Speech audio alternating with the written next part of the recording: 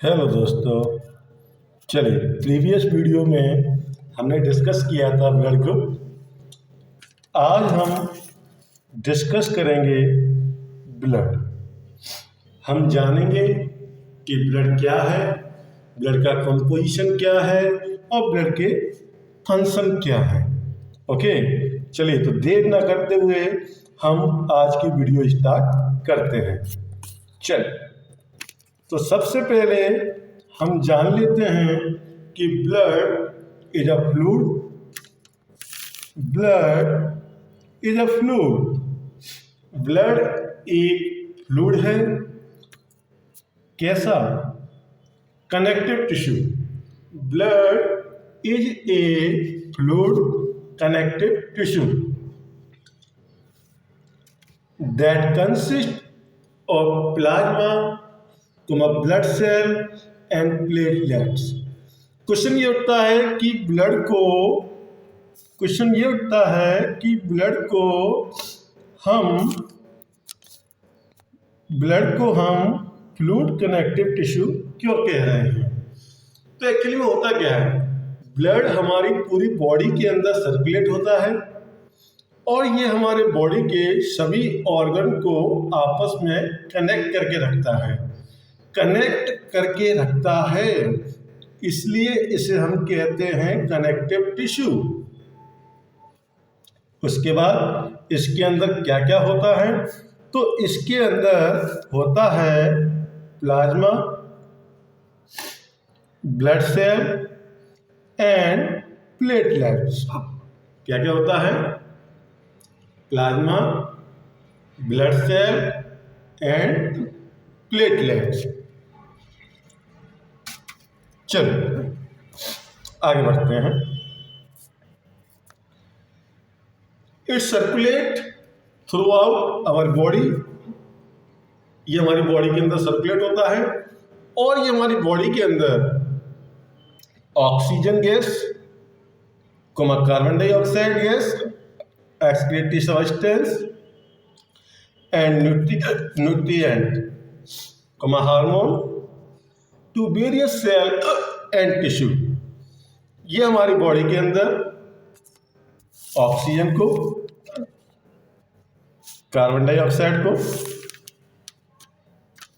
Excretory substance को, nutrient को, hormone को हमारी बॉडी के अंदर सर्कुलेट करता है और हमारी बॉडी की जिन सेल को और टिश्यू को इन चीज़ों की रिक्वायरमेंट होती है, आवश्यकता होती है, उनको ब्लड प्रोवाइड कराता है। क्या कराता है? प्रोवाइड कराता है। चलिए, it make up 8% of our body weight. हमारा बॉडी वेट कितना है आप देख लीजिए। उस बॉडी वेट का जो 8% भाग निकल कर आता है वो हमारा ब्लड वॉल्यूम कहलाता है कि भैया हमारी बॉडी के अंदर इतना ब्लड प्रेजेंट है। पर केजी के हिसाब से देखा जाए तो पर केजी के हिसाब से 79 ml ब्लड हमारी बॉडी के अंदर पाया जाता है। ओके, चलिए, average adult pass around 5 to 6 litre of blood. कितना? 5 to 6 लीटर ऑफ ब्लड। अब देखिए हमको क्या क्या ध्यान रखना है। तो हमको ध्यान रखना है कि blood is a fluid connective tissue. Blood के अंदर plasma, blood cell and platelets ये पाए जाते हैं। तीसरा, हमारी बॉडी के अंदर ये डिलीवर करता है oxygen, carbon dioxide, excretory substance, nutrient, hormone. Oxygen लेकर जाएगा किसी सेल के लिए, टिश्यू के लिए, और कार्बन डाइऑक्साइड को वहां से वापस लाएगा। न्यूट्रिएंट लेकर जाएगा किसी सेल या टिश्यू के लिए और वहां से एक्सक्रीटरी सब्सटेंस को वापस लाएगा। ओके, नेक्स्ट हमारी बॉडी का जो 8% बॉडी वेट का जो 8% है वो हमारा ब्लड है 79 ml पर kg and the very most important 5 to 6 litre blood are present in an adult. ये फिक्स नहीं है, ये एक एवरेज है। ओके, आई होप कि आपको समझ में आ गया होगा। चलिए आगे बढ़ते हैं। द विस्कोसिटी ऑफ ब्लड की विस्कोसिटी कितनी होती है? तो ब्लड की विस्कोसिटी होती है 3.5 से लेकर 5.5 टाइम मोर देन वाटर, यानी कि वाटर की तुलना में जो विस्कोसिटी है ब्लड की वो अधिक है। क्या है? अधिक। Specific gravity and pH. तो बेटा इसके लिए मैं क्षमा चाहता हूं आप लोगों से कि यहाँ पर स्पेसिफिक ग्रेविटी और पीएच की जो न्यूमेरिकल वैल्यू है वो मुझसे गलत टाइप हो गई है। चलिए, तो स्पेसिफिक ग्रेविटी बताऊंगा सबसे पहले कि स्पेसिफिक ग्रेविटी कितनी होती है। आप इसको नोट करना चाहें तो नोट कर सकते हैं। इसकी स्पेसिफिक ग्रेविटी होती है 1.048 से लेकर 1.066। हमारे ब्लड की जो स्पेसिफिक ग्रेविटी होती है 1.048 से लेकर 1.066। ओके, चलिए नेक्स्ट पीएच कितना होता है, क्योंकि पीएच की भी यहाँ पर रीडिंग गलत है, एक डिजिट कम टाइप हुआ यहाँ पर। तो पीएच हमारा होता है 7.3 से लेकर 7.4 अकॉर्डिंग टू पीएच स्केल। अगर हम पीएच स्केल के अनुसार देखें, यदि किसी सब्सटेंस का, किसी लिक्विड का पीएच अगर मोर देन 7 जाता है, 7 से अधिक जाता है तो वो एल्कलाइन कहलाता है। अब इसका पीएच 7 से ऊपर तो जा रहा है बट थोड़ा सा ही ऊपर है ना, 7.3 से लेकर 7.4, ज्यादा नहीं है। तो ये एल्कलाइन तो है बट स्लाइटली एल्कलाइन है ना, थोड़ा सा एल्कलाइन है, ये केवल ज्यादा एल्कलाइन नहीं है। कितना है? थोड़ा सा एल्कलाइन है, इसलिए इसको हम कहते हैं स्लाइटली एल्कलाइन। क्लियर? ओके, चलिए। Venous blood has low pH than the arterial blood. हमारी बॉडी के अंदर जो ब्लड है, एक तो प्योर ब्लड होता है, एक इम्प्योर ब्लड होता है। हार्ट से प्योर ब्लड को पंप किया जाता है बॉडी के सेल, टिश्यू, ऑर्गन के लिए, और सेल, टिश्यू, ऑर्गन से जो इम्प्योर ब्लड होता है वो वापस आता है हार्ट के लिए। तो जो प्योर ब्लड लेकर जाता है वो तो है बेटा आर्टेरियल ब्लड, वो आर्टेरियल ब्लड कहलाता है, और जो इम्प्योर ब्लड लौट कर आता है वो कहलाता है बेटा वीनस ब्लड। क्या कहलाता है? Venous blood. तो जो वीनस ब्लड है, जो इम्प्योर ब्लड है, उसका पीएच प्योर ब्लड की तुलना में कम होता है। क्या होता है? कम होता है। चलिए, टेम्परेचर, ब्लड का टेम्परेचर कितना होता है? ब्लड का टेम्परेचर होता है 38 डिग्री सेल्सियस। फ़ारेनहाइट की बात करें तो 100.4 Fahrenheit.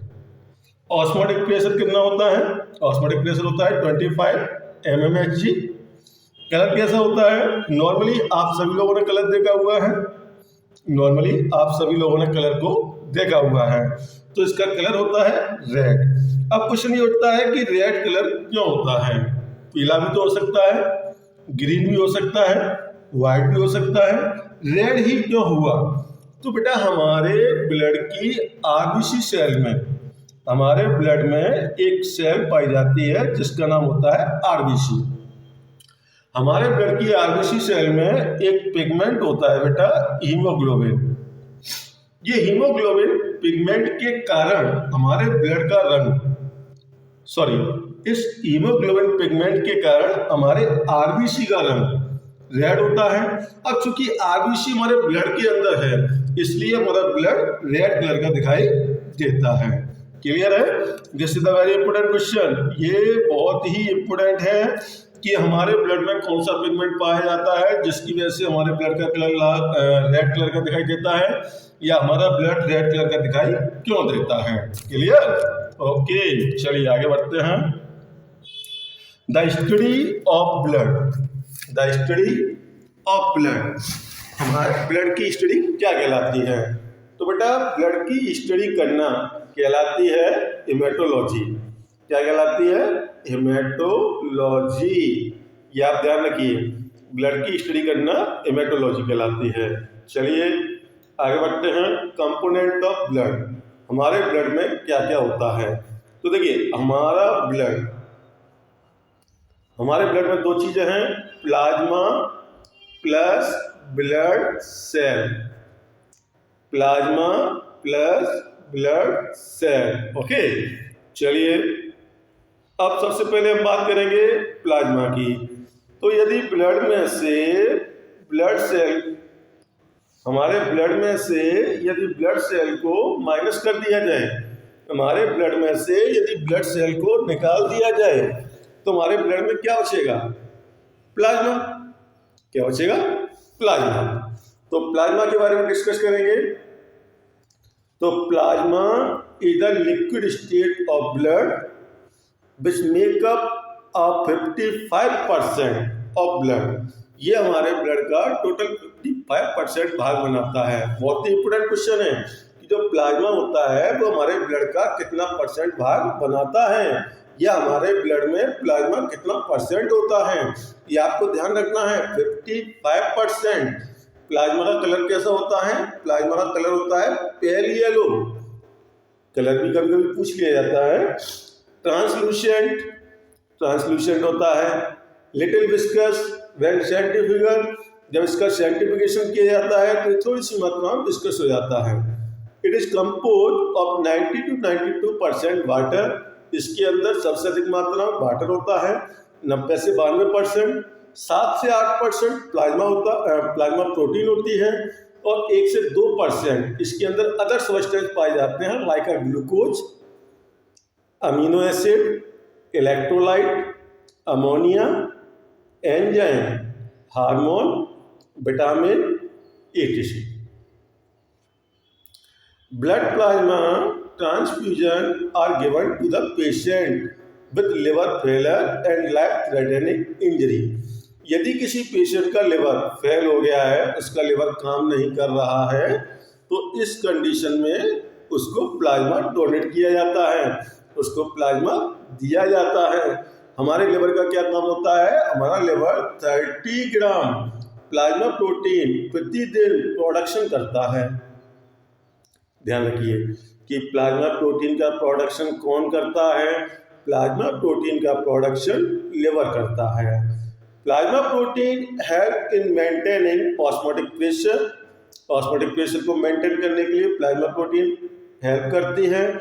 Coagulation of blood, viscosity, blood pressure, defence action and transport of gases, इन सभी चीज़ों में प्लाज्मा प्रोटीन हेल्प करती है। प्लाज्मा प्रोटीन हमारी 3 टाइप की होती है, एल्ब्यूमिन, ग्लोबुलिन और फाइब्रिनोजन। एल्ब्यूमिन की बात करें तो ये सबसे अधिक मात्रा में पाई जाने वाली प्लाज्मा प्रोटीन होती है, 58 से लेकर 60%। इसका मुख्य फंक्शन क्या है? To maintain the plasma osmotic pressure. ये ऑस्मोटिक प्रेशर मेंटेन करती है। ग्लोबुलिन की बात करें तो it is important for immunoglobulin. The most important globulin is a gamma globulin.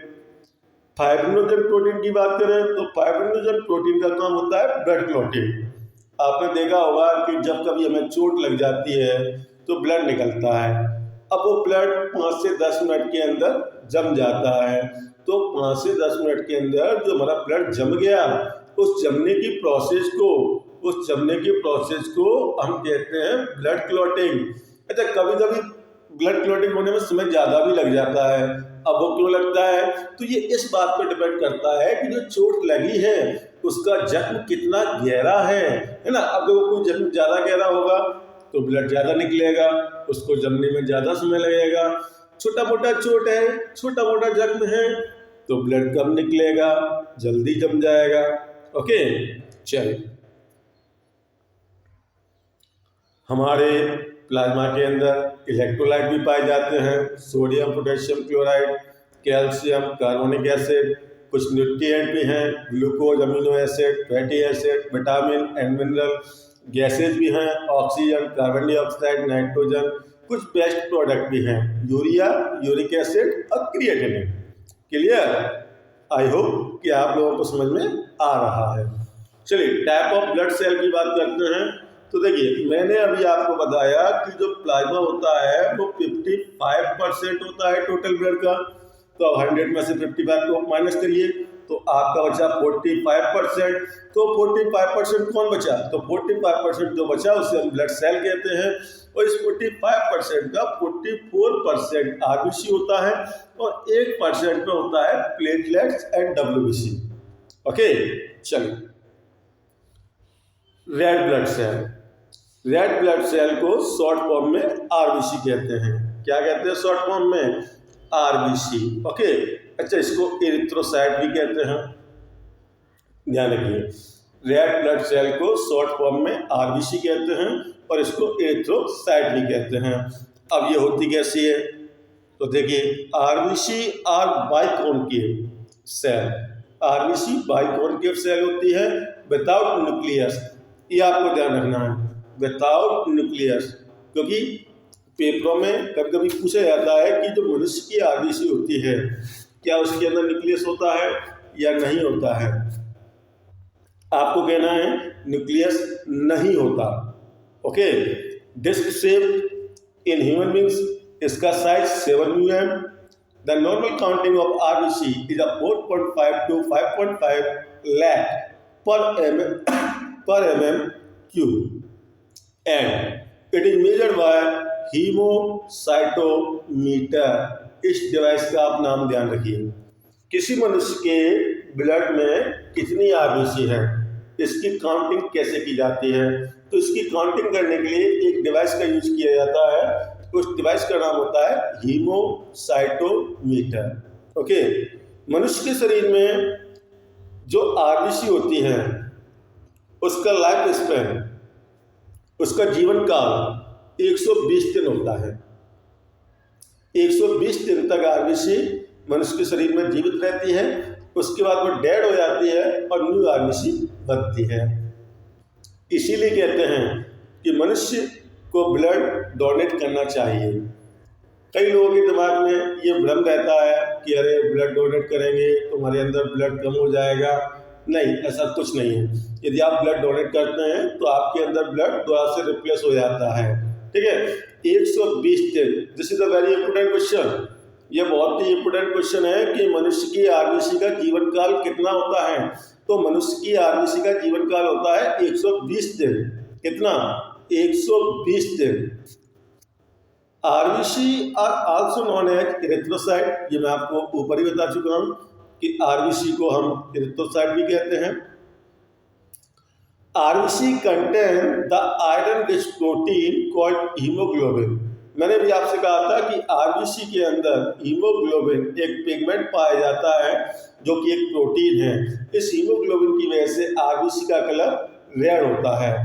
अब ये हीमोग्लोबिन के अंदर क्या होता है? तो हीमोग्लोबिन के अंदर होता है आयरन। क्या होता है? आयरन। एक हीमोग्लोबिन के अंदर 4 आयरन होते हैं। कितने होते हैं? 4 एटम। एक हीमोग्लोबिन के अंदर आयरन के 4 एटम होते हैं। देखिए ये तो सभी ध्यान रखते हैं कि हीमोग्लोबिन के अंदर कौन सी मेटल पाई जाती है, तो सभी लोग कहते हैं कि भैया आयरन मेटल पाई जाती है। बट ये ध्यान रखना बहुत आवश्यक है कि एक हीमोग्लोबिन के अंदर 4 आयरन के एटम पाए जाते हैं। Okay, due to haemoglobin human RBC is a red colour. ये आपको बता दिया। Total haemoglobin in our body is about 900 gram. हमारी बॉडी के अंदर टोटल हीमोग्लोबिन 900 ग्राम पाया जाता है। एक सामान्य व्यक्ति की बात करें, है ना, एक सामान्य व्यक्ति की बात करें तो उस व्यक्ति के अंदर जो हीमोग्लोबिन होता है वो 13.2 से लेकर 16.6 ग्राम पर डेसीलीटर पर डेसीलीटर, नॉट लीटर, पर डेसीलीटर पाया जाता है। और अगर एक वुमेन की बात करें तो वुमेन के अंदर 11.6 से लेकर 15 ग्राम पर डेसीलीटर हीमोग्लोबिन पाया जाता है। ठीक है, अब आपके दिमाग में एक क्वेश्चन उठ रहा होगा कि सर लीटर तो ठीक है, लेकिन ये डेसीलीटर क्या होता है? तो देखिए मैं आपका डाउट क्लियर कर देता हूँ कि डेसीलीटर क्या होता है। एक्चुअली में होता क्या है कि एक डेसीलीटर बराबर 100 ml। समझ में आ रहा है? एक डेसीलीटर किसके इक्वल होता है? एक डेसीलीटर इक्वल होता है 100 ml के। अब एक लीटर का मतलब होता है 1000 ml। अब 1000 ml में कितने डेसीलीटर हो गए? तो 1000 ml में हो गए 10 डेसीलीटर। क्लियर है? सबको समझ में आ रहा है? चलिए, RBC blood cell produce in the red bone marrow. हाँ, this is a very important question. ये आता है कि आरबीसी का प्रोडक्शन कहाँ होता है? तो आरबीसी का प्रोडक्शन होता है रेड बोन मैरो में। कहाँ होता है? रेड बोन मैरो में। रेड बोन मैरो में आरबीसी के प्रोडक्शन की जो प्रोसेस होती है, उस प्रोसेस का नाम होता है इरिथ्रोपोइसिस। क्या होता है? इरिथ्रोपोइसिस। ठीक है, चलिए। द इमेच्योर न्यूक्लिएटेड आरबीसी, यदि कोई आरबीसी अभी मेच्योर नहीं हुई है, वो अभी इमेच्योर है, तो इमेच्योर न्यूक्लिएटेड आरबीसी को हम कहते हैं बेटा रेटिकुलोसाइट। क्या कहते हैं? रेटिकुलोसाइट।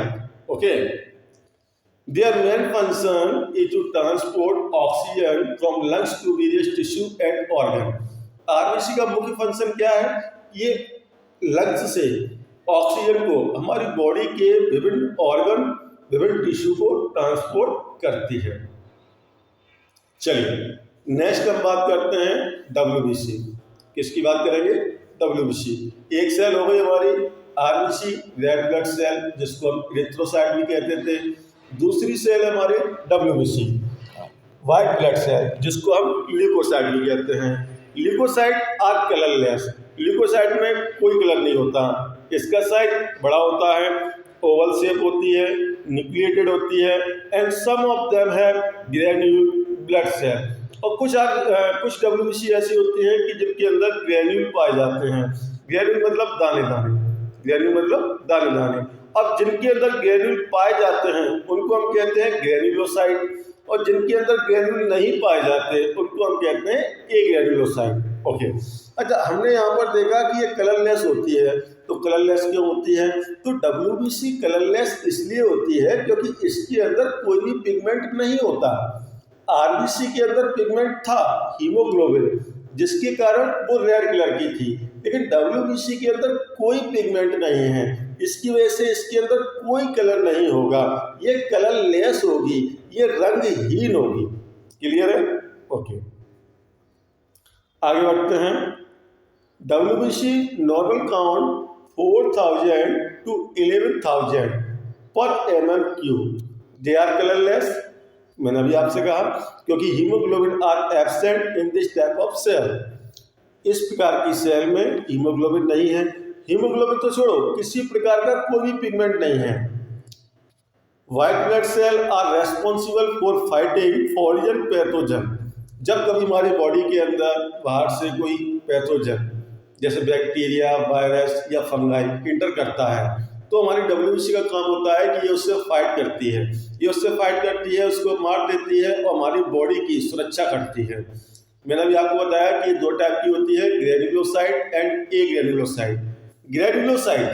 ग्रेन्युलोसाइट मतलब जिसके अंदर ग्रेन्यूल होंगे, एग्रेन्युलोसाइट मतलब जिसके अंदर ग्रेन्यूल नहीं होंगे। क्लियर है? Okay, they are may be two type, granulocyte and agranulocyte. They differ in size, इनका साइज अलग है, शेप अलग है, जीवन काल अलग है, इनका फंक्शन अलग है। WBC play a important role in the immunity, प्रतिरक्षा एंड डिफेंस मैकेनिज्म। जैसा कि मैंने आपको बताया कि यदि हमारी बॉडी के अंदर कोई वायरस, कोई बैक्टीरिया या कोई फंगाई इंटर करती है तो यह फाइट करेगी। White blood cells are classified mainly based on the presence and absence of granule. Granule है या नहीं, इसके आधार पर व्हाइट ब्लड सेल दो टाइप की होती है, ग्रेन्युलोसाइट और एग्रेन्युलोसाइट। ग्रेन्युलोसाइट तीन टाइप की है, neutrophil, basophil and eosinophil. Neutrophil, basophil and eosinophil. Agranulocyte दो टाइप की हैं, लिम्फोसाइट एंड मोनोसाइट। चलिए, granulocyte they are leucocyte, WBC को ल्यूकोसाइट कहते हैं, तो ये डब्ल्यूसी है। And the granule are present in their cytoplasm, इनके साइटोप्लाज्म के अंदर ग्रेन्यूल पाए जाते हैं, इसलिए इनको ग्रेन्युलोसाइट कैटेगरी में रखा गया है और इन्हें ग्रेन्युलोसाइट कहते भी हैं। और दीज आर थ्री टाइप, ये तीन टाइप की होती हैं, eosinophil, basophil and neutrophil. Eosinophil की बात करते हैं तो ये टोटल डब्ल्यूबीसी का 1 to 4% होता है।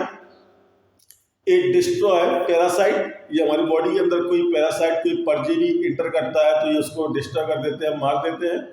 And neutralise histamine release during the allergic reaction. हमारी बॉडी के अंदर हिस्टामिन एक्चुअली में क्या होता है, लिवर के अंदर एक सेल पाई जाती है जिसका नाम होता है मास्ट सेल। मास्ट पढ़ना बेटा, इसको मास्ट, कई बच्चे क्या है इसको मस्त पढ़ लेते हैं। क्या पढ़ लेते हैं? मस्त। तो इसको मस्त नहीं पढ़ना है, इसको मास्ट पढ़ना है, MAST, मास्ट, है ना। ये लिवर के अंदर पाई जाती है, आपको ध्यान रखना है। कई बार पूछा भी गया है कि मास्ट सेल कहाँ पाई जाती हैं, तो मास्ट सेल लिवर के अंदर पाई जाती हैं और इनका काम होता है कि ये हिस्टामिन को रिलीज करती हैं। किसको रिलीज करती है? हिस्टामिन को। जब हिस्टामिन हमारी बॉडी के अंदर रिलीज होता है तो हमारी बॉडी के अंदर एलर्जिक रिएक्शन प्रोड्यूस करता है। तो जो ईसिनोफिल डब्ल्यूबीसी होती है वो इसके इफेक्ट को न्यूट्रलाइज कर देती है, खत्म कर देती है। It is increase in parasitic infestation and in allergic reaction and asthma. Okay, चलिए। Eosinophil cell are small granulocyte, ये छोटी ग्रेन्युलोसाइट है, which are produced in the bone marrow, इनका प्रोडक्शन बोन मैरो में होता है। These cells are present in the high concentration in the digestive tract, इनकी सबसे अधिक मात्रा हमारी बॉडी के अंदर डाइजेस्टिव ट्रैक्ट के अंदर पाई जाती है, आहार नाल के अंदर पाई जाती है। चलिए, basophil, it is about 0.5 to 1% of total WBC. ये टोटल डब्ल्यूबीसी का 0.5 से लेकर 1% है। They contain large cytoplasmic granule, इसके अंदर ग्रेन्यूल पाए जाते हैं जिनका साइज बड़ा होता है, which play a vital role in mounting a non-specific immune response to pathogen and allergic reaction by releasing histamine by mast cell and dilating the blood vessel. ये हमारे ब्लड वेसल को डायलेट करती है, फैलाती है, और जो हिस्टामिन रिलीज होता है, जो एलर्जिक रिएक्शन होते हैं, ये उनको न्यूट्रलाइज करते हैं। These cells are best known for their role in asthma. Asthma के अंदर इन सेल का बहुत अधिक रोल है, ये अस्थमा को ट्रीट करते हैं। And they result in inflammation and bronchoconstriction in the airway. चलिए, आगे बढ़ते हैं न्यूट्रोफिल की तरफ। It is most evident WBC, ये सबसे अधिक मात्रा में पाई जाने वाली डब्ल्यूबीसी है, 40 to 70% of total WBC. The diameter, इनका जो डायमीटर है वो 10 से लेके 12 माइक्रोमीटर होता है। It act as a strong oxidant, ये एक स्ट्रॉन्ग ऑक्सीडेंट, एक स्ट्रॉन्ग ऑक्सीडाइजिंग एजेंट की तरह बिहेव करते हैं। It is the first line of defence against bacteria. जब बैक्टीरिया या कोई पैथोजन हमारी बॉडी के अंदर इंटर करता है तो सबसे पहले यही उसको डिस्ट्रॉय करने का कार्य करती हैं, इसलिए ये फैगोसाइटिक नेचर की कहलाई जाती हैं। इनका जीवन काल 6 घंटे होता है and is produce every day in the bone marrow. इनका प्रोडक्शन हमारे बोन मैरो में प्रतिदिन होता है। ओके, नेक्स्ट डब्ल्यूबीसी का जो टाइप था वो था ए ग्रेन्युलोसाइट। ए ग्रेन्युलोसाइट का मतलब मैंने आपको बताया कि इसके अंदर जो ग्रेन्यूल हैं वो नहीं पाए जाएंगे, तो they are leucocyte and granule are absent in their cytoplasm, नहीं पाए जाएंगे। मैंने आपसे पहले कह दिया नहीं होंगे।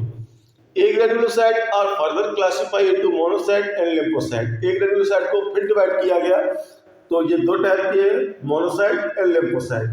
मोनोसाइट की बात करें तो this cell usually have a large bilobed nucleus, इनके अंदर एक बड़ा बाइलोब न्यूक्लियस पाया जाता है। इनका डायमीटर 10 से 12 माइक्रोमीटर है। It is 2 to 8% of total WBC, ये हमारे WBC का 2 से 8% है। हैव अ हॉर्स शू या किडनी शेप न्यूक्लियस, इनके अंदर जो न्यूक्लियस होता है बेटा, इनके अंदर जो न्यूक्लियस होता है वो या तो horse shoe shape, horse shoe का मतलब होता है कि घोड़े के पैरों में बेटा नाल लगाई जाती है, नाल, उसको हम नाल कहते हैं।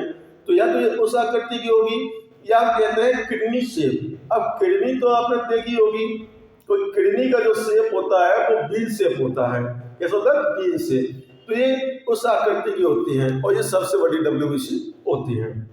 The most important function of monocyte are to migrate into the tissue and clean up dead cell. इनका काम होता है कि जो डेड सेल हैं उनको क्लीन करें and protect against blood-borne pathogen and move very quickly to the site of infection and the tissue. Okay. These white blood cells have a single bean-shaped nucleus. अब इनके अंदर refer to a monocyte. Okay, चलिए आगे देखते हैं lymphocyte. They play a vital role in producing antibody, इनका सबसे बड़ा जो रोल है वो एंटीबॉडी के प्रोडक्शन में है। ये टोटल WBC का 20 से 40% है। ये छोटी WBC होती है और इनका जो साइज का रेंज है वो है 8 से 10 micrometre. They are commonly known as natural killer cell, इनको हम नेचुरल किलर सेल्स कहते हैं बेटा, प्राकृतिक है ना, नेचुरल किलर सेल कहते हैं। They play important role in body defence, इनका मुख्य कार्य होता है, इनका मतलब एक इम्पोर्टेंट रोल है बॉडी को सुरक्षा प्रदान करना। These white blood cell are colourless cell form in lymphoid tissue, इनका प्रोडक्शन लिम्फोइड टिश्यू के अंदर होता है। There are 2 main type of lymphocyte, हमारी बॉडी के अंदर 2 टाइप की लिम्फोसाइट होती हैं, B lymphocyte and T lymphocyte.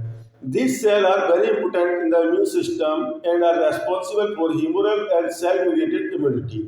देखा जाए तो ले देकर इनका जो मुख्य रोल है वो मुख्य रोल इनका इम्यून सिस्टम के लिए है। ये हमारी बॉडी के इम्यून सिस्टम को मजबूत करती हैं, ये हमारे बॉडी के प्रतिरक्षा तंत्र को मजबूत करती हैं। चलिए आगे बढ़ते हैं। प्लेटलेट्स, प्लेटलेट्स को हम थ्रोम्बोसाइट भी कहते हैं। Platelets are tiny disc-shaped cells that help regulate a blood flow in our body, and when any part of the body is damaged, so thereby aiding in a fast recovery through the clotting of blood.